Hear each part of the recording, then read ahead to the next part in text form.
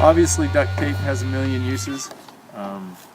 I use it from medical uses, you know, covering up the cuts and scrapes. In my little possibles pouch, I'm not preparing for every little thing I can come across. I'm just trying to bring the stuff that's most useful to me to get me through back to the rule of three, taking care of my basic necessities.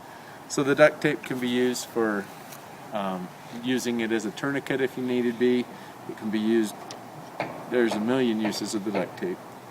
You'll want to bring a compass, and probably you want some knowledge on mountaineering if you're going to be out in an environment where you may need that. You never know when you'll get separated from a group and you'll need to facilitate your own rescue.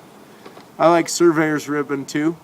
It's bright, and that's what they wrap around stakes in the construction field a lot of times to show where a pipeline is or whatever.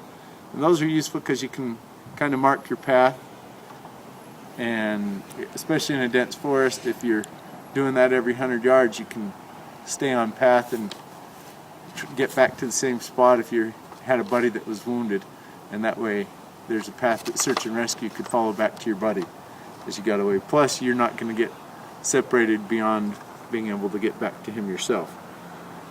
I like to bring chapstick. It can be used in lieu of the Vaseline, even smearing it on the cotton balls, plus all the uses of chapstick in the first place.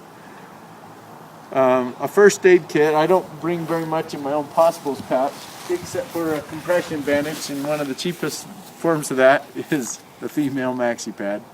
And I actually came across a guy one time on a highway, and he'd been involved in an accident. He got out of his car to put in gas into his vehicle, and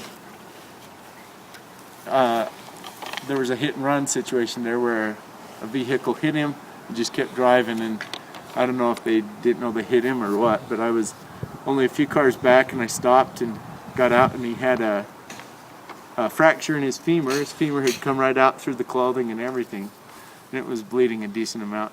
And we actually used some feminine napkins in the car, and a clean baby's diaper was the best we had to be able to stop the bleeding. And so it's a good little compression bandage to put pressure on any arterial bleeding. Cuts and scrapes, I'm not worried about the band-aids in that. A lot of first aid kits, that's all they have is band-aids in that. And that's not really going to do anything major. It's only going to take care of cuts and scrapes. And you can treat that with duct tape if you need to. So I also bring garbage bags.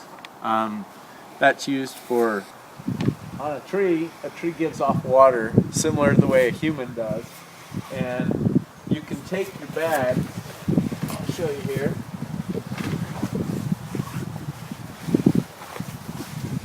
You can take your bag right here, and you can find an area like this. This is a fairly pokey branch. If you want to use this, if you could avoid it, but if you had to, you could get this work and you put it over it.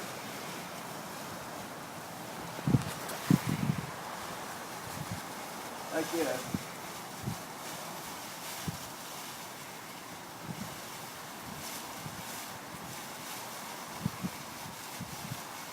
And then you take it down to right here.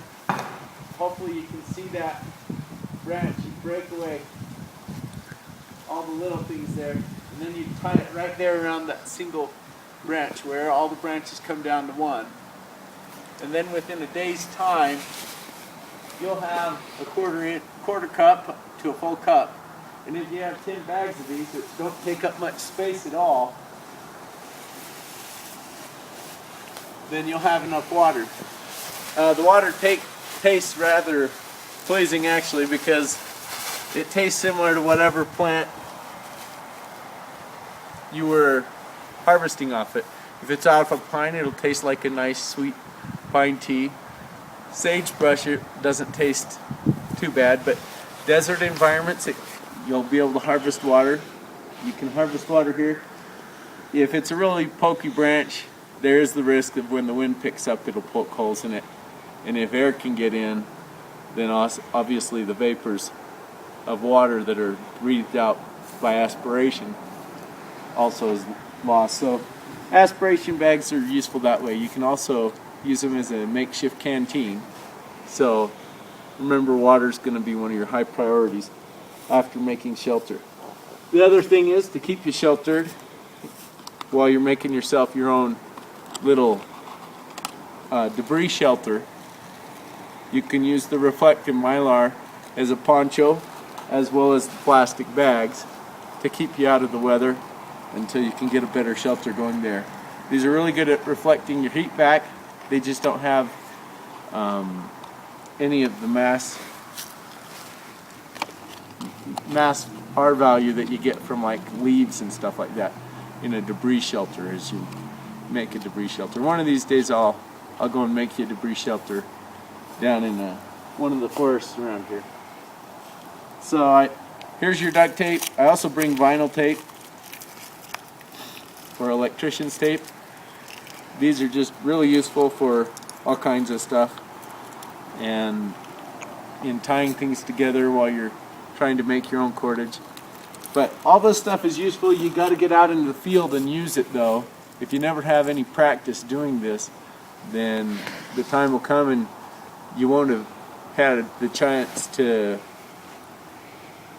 go and actually put it into practice.